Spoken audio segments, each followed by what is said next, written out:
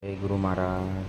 તો 7 દિવસની કથા જે છે સુખદેવજી મહારાજે પરીક્ષિતને જે સમજાવ્યું એની અંદર 7 દિવસની અંદર આપણે સોમવારની જે કથા છે તો સોમવારની મેં તમને વાત કરી અને રોહિદાસ બાપાએ પણ એક એમાં કીધું છે ને કે મન ચંગા તો કથરોટમાં ગંગા, કથોટી મેં ગંગા, મન ચંગા.